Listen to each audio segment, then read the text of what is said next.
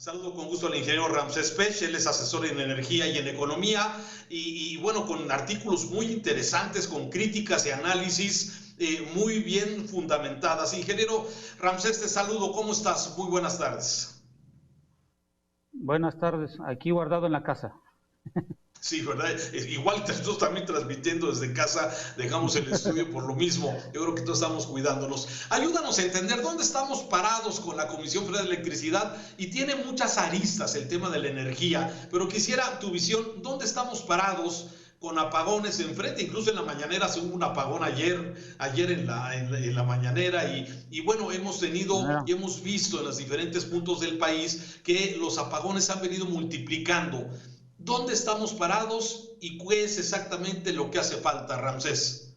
Por favor. Si me permites, vamos a explicarle al público cómo está en grandes rasgos el mercado de una forma que podamos entender entre todos nosotros. A ver, gracias. La Comisión Federal de Electricidad, después de la reforma energética, es una empresa que está dentro del mercado, donde puede estar en el mercado de generación y en el mercado de suministros. Y ahí lo que tiene la responsabilidad de transmitir la electricidad a través, valga la redundancia, por la línea de transmisión y distribución, es la Comisión Federal de Electricidad, que le dieron esa competencia, la Secretaría de Energía, en función de que es una responsabilidad de la nación. Dicho esta separación, no quiere decir que las líneas de transmisión y de distribución son de la Comisión Federal de Electricidad. Son de la nación y se le dieron a la Comisión Federal de Electricidad para que las operara, las mantuviera y diera sus recomendaciones de inversión. Y a esto, cada generador y suministrador paga un impuesto que cada año está saliendo y se le paga a la Comisión Federal de Electricidad. Aclarado cómo está la Comisión Federal de Electricidad, hay que aclarar el CENACE, que es el Centro de Control de la parte de la electricidad de nuestro país. El CENACE lo que hace es decir, al término de 24 horas o sus predicciones que va a hacer de la demanda, es determinar dónde voy a mandar la energía generada en función de la demanda en cada una de las regiones. Y el CENACE es el único... La que reparte la energía. Es la que reparte. Okay. Exacto. Y el CENACE es el único responsable de dar el permiso de la interconexión y conexión. No es la Comisión Federal de Electricidad, no tiene la potestad de eso. Entonces, el CENACE lo que hace 3 estudios, y de esos estudios te dice, a ver, tú quieres poner una planta de generación, está bien, eólica, ciclo combinado, lo que tú quieras, pero resulta ser que la línea de transmisión no tengo la capacidad. Entonces ahí surge lo que llamamos nosotros reforzamiento, o te piden hacer una línea nueva, que eso es lo que ha sucedido en los últimos años, que muchas de las compañías que quieren poner una planta de generación, las líneas de transmisión no se invirtió y por lo tanto tienen que colocar ya sea reforzamientos en nuevas líneas, y esto está ocasionando sobrecostos, principalmente lo que nosotros llamamos energías renovables. Les está yendo entre un 30 hasta un 50% más de la inversión inicial por este punto que acabamos de comentar. Oye, ¿y quién tiene que pagar esas líneas de transmisión? O sea, ¿a quién le corresponde? ¿A quién le correspondería? Si el CENACE te dice en el estudio que tú para poder conectarte tienes que hacer esa inversión, el privado lo tiene que hacer. Correcto. Y esas líneas pasan a ser parte de la nación y administradas por la Comisión Federal de Electricidad, dependiendo de la subestación donde tengas que conectarte para poder bajar la electricidad a como te están pidiendo el voltaje. Entonces, ahora, volvemos a lo mismo. Sí. A ver, Ramsés, para explicar, estas empresas privadas que pueden ser de energías limpias o hidroeléctricas, o solamente es fotovoltaicas, o son de sol, de aire, y se tienen que conectar, y la CENACE es la que dice cómo se tiene que conectar al sistema de energía del país. Lo acabas de explicar en palabras sencillas, es eso. El CENACE es el único que puede decirte cómo, en dónde y en qué parte te tienes que conectar. Eso es lo que hace el CENACE. La otra cosa, si me permite, Raúl, creo que hay que hacer un buen diferenciador sobre todo de las energías limpias, y hay que dar este dato. En México se considera energía limpia a toda aquella planta que genere no más de 100 kilogramos de dióxido de carbono por cada megawatt producido. Quiere decir que si yo tengo un combustible que genere esa emisión menor a 100, se considera una energía limpia. Dentro de las energías limpias se consideran a las renovables porque no emiten dióxido de carbono, llámese eólica, fotovoltaica, las hidroeléctricas o en su caso también las nucleoeléctricas. Esto es muy importante dejarlo claro porque hay también una confusión en el sentido del gas natural. El gas natural no está considerado una energía limpia porque emite más de 300 kilos por cada megawatt producido de dióxido de carbono. El gas natural, diferenciado como bien lo comentaron del combustóleo, emite menos moléculas de dióxido de carbono. Pero no está considerada como limpia. A veces es importante, por ejemplo, aquí en Jalisco acaban de inaugurar una planta que se surte con gas, pero la industria lo presume como una planta que no genera tanta contaminación como una de combustóleo o de diésel o de lo que sea. Estás en lo correcto, y la molécula que sale es más fácil que pueda ser degradada en la atmósfera porque no es tan pesada. Vamos a ponerle que la molécula de combustóleo son 5 moléculas de carbono, vamos a llamarle, y en la de gas natural es una. Es más fácil su biodegradación en la parte ambiental. Pero no es limpia. No es limpio porque no produce menos de 100 kilogramos de acuerdo a la ley. Correcto. Lo otro, Raúl, si me permites, creo que también hay una confusión muy grande y sí me gustaría poder, qué bueno que nos das este espacio, porque estamos confundiendo cómo se utiliza la energía primaria.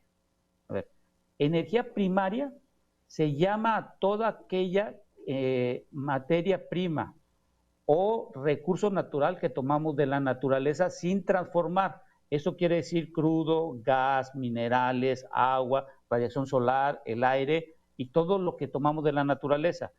Cuando tú lo transformas en un conductor de energía, como la electricidad, y aclaro, la electricidad no es energía, es una forma de transformarse la energía primaria. Cuando tú tomas eso y tomas el crudo y todas las materias primas, tú lo utilizas ya sea en la industria, en el hogar, en el comercio, y también hay una parte importante en el transporte. Cuando tú lo utilizas, tú emanas o dices cuánto aprovecho de esa energía que tomé de la naturaleza. Y resulta ser que en México, de la cantidad de la naturaleza que tomamos de los recursos, solo se aprovecha el 30% y el 70% se rechaza. ¿Qué quiere decir esto? Que dejemos de discutir si usamos o no las energías renovables, sino demos un paso atrás y hagamos cuánto estamos tomando de la naturaleza, porque entre más tomemos, menos recursos vamos a tener en el futuro. Las energías renovables los que nos están ayudando es a tomar recursos que no pueden ser sustituidos ya una vez tomados, como es el gas y los hidrocarburos. Entonces hay que ir pensando en ser más eficientes en cómo usamos la energía. A ver si te entendí, Ramsés, porque me parece muy importante. De lo que tomamos, solamente el 30% se aprovecha y el 70% no. Lo estamos desperdiciando. No. Se va en forma de calor a la atmósfera, por eso ves lo del cambio climático, y eso nos está generando que no tenemos la recuperación. Y ojo, ¿sabe de dónde viene la mayor cantidad de calor? De los coches. De la quema de los automóviles. En el transporte. Claro, quemar el combustible. Claro, ahí está la relación que estás. Entonces, ¿cuáles son las alternativas? ¿Hacia dónde debemos de caminar? Entonces, a ver, partiendo de este principio que nos estás explicando muy claramente, ¿sí? Tendríamos que primero aprovechar mejor los recursos que estamos usando y no desperdiciar el 70%. Uno.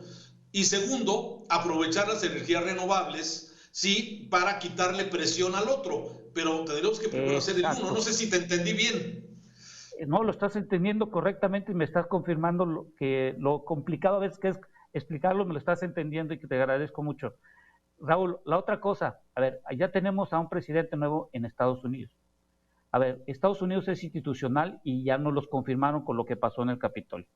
En la parte energética es institucional. ¿Qué quieren decir? Que en el 2030 iban a hacer lo que van a hacer a partir del 2021 con John Biden, que es, ya nos dimos cuenta, en Estados Unidos desaprovechan el 67%, pero ellos consumen casi 10 veces más que nosotros. Fíjate, su política nueva en 2021 es, oye, vamos a revisar cuánta energía estamos tomando de la naturaleza, cómo la estoy transformando, cómo la estoy usando, pero fíjate, vamos a hacer un nuevo negocio. Vamos a hacer el negocio de limpiar lo que contaminamos. Y eso se va a llamar lo que hoy llamamos economía circular, es decir, reciclar, reutilizar y tomar la menor cantidad de materias primas de la naturaleza. Y este es un nuevo modelo de negocio que en el mundo ya lo está tomando la Comunidad Europea, el Reino Unido, estamos viendo a Estados Unidos que está regresando al Acuerdo de París, y la pregunta en México, ¿cómo nos vamos a adaptar si queremos que la Comisión Federal de Electricidad y Pemex haga todo a aras de que no sabemos si vamos a tener el presupuesto necesario en el 2021 en función de la recaudación, que posiblemente no sea la misma del 2020? Claro, claro. A ver si te voy entendiendo, Ramsés. A ver, de esto, México aprovecha el 30% de todo lo que toma de la energía de la naturaleza. En Estados Unidos utilizan el 67%, según nos dices. Entonces tenemos un camino... 67% desaprovechan, el 33%... entonces más o menos andamos iguales, más o menos. Exacto, ¿sí? Pero entonces, ellos nos llevan 10 años más en tecnología de cómo reaprovecharla.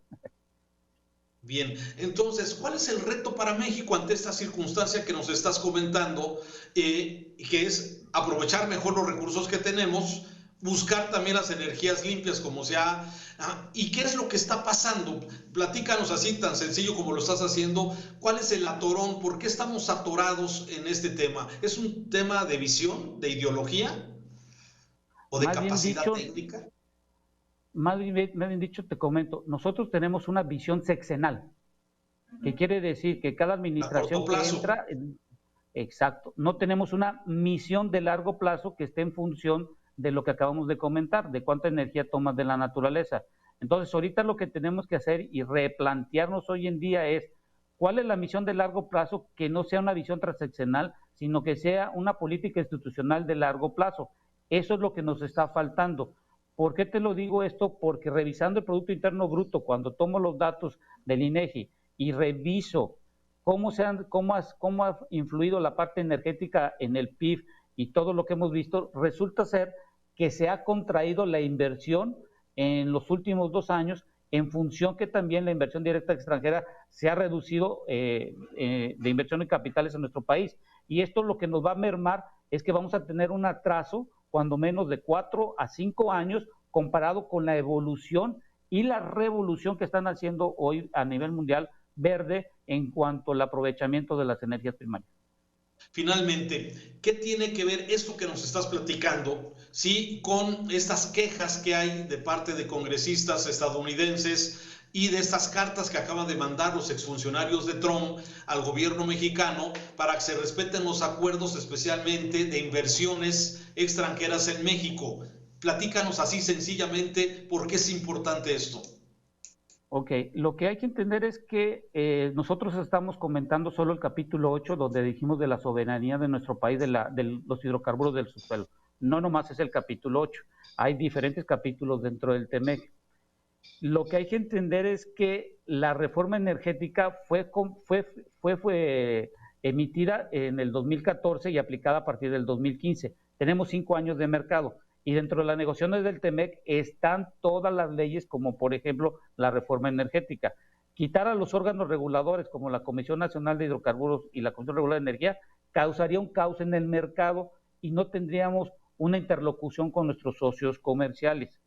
Las cartas que mandaron hoy en día, no creo que debemos tomarlo como una queja, sino como una llamada de que debemos de parar y debemos de evaluar qué vamos a hacer en el futuro, porque no quiero que nos vaya a suceder con el tratado que acaba de concluir, que empezó en el Telecán, el anterior, en donde nos convertimos solo en manufactureros de carros, pero no nos creamos en investigación o manufactura o creación de patentes de tecnología. y debemos de aprovechar lo que hoy Estados Unidos y Canadá han avanzado en investigación. Creo que eso es lo que nos falta, tener una visión de creación de energía, porque imagínate tú y yo ahorita, date vuelta en 360 grados, imagínate que no está conectado a la parte de la electricidad.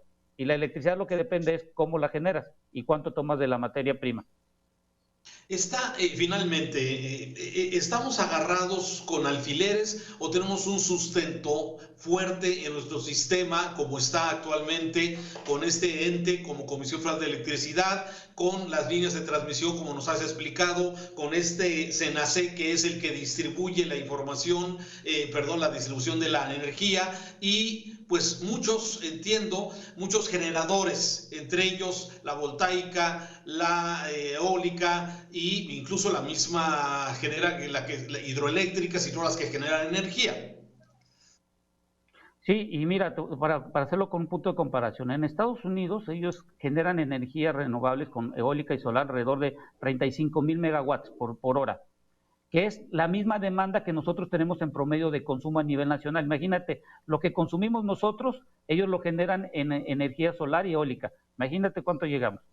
El problema que tenemos con las líneas de transmisión y del incidente que sucedió, y cabe recalcar que pueden checar en la página de Semarnat, donde ven las partes de incendios forestales, hay un sistema donde ves con satélites puntos de calor, y el día 28 sí hubo unos puntos de calor. Lo malo que tienen las líneas de transmisión es que muchas líneas no se han hecho inversiones. ¿Qué pasa con las líneas de transmisión? Necesitan y tienen una característica de temperatura que pueden aguantar para poder transmitir. Posiblemente la línea donde hubo la falla solo mantenía hasta 100 grados centígrados y ahí se desconecta. Lo que tienen que hacer es renovar esas líneas para que puedan aguantar hasta 250 grados centígrados cuando existe una quema, porque los pastizales, de acuerdo a datos que he estado revisando, el calor que mandan puede llegar hasta temperaturas entre 200 o 250 grados. Imagínate esa transmisión de calor a la línea de transmisión, automáticamente abre el circuito y no permite que fluya la electricidad. Sí, bueno, aquí lo malo fue las mentiras que trataron de inventar y eso le mete sospechosismo, Ramsés, a todo lo que hacemos. Te agradezco mucho esta charla, me pareció muy interesante que nos hayas explicado así de sencillo tu visión y la necesidad de actualizarnos y de avanzar en un sistema de energía actualizado, moderno y que pueda hacer y aguantar estas interrelaciones entre las diferentes fuentes de generación de energía. Te agradezco mucho, Ramsés. Un saludo. Gracias, Raúl, y cuidemos todos en la casa, los que puedan quedarse todavía. Todavía es importante. Gracias.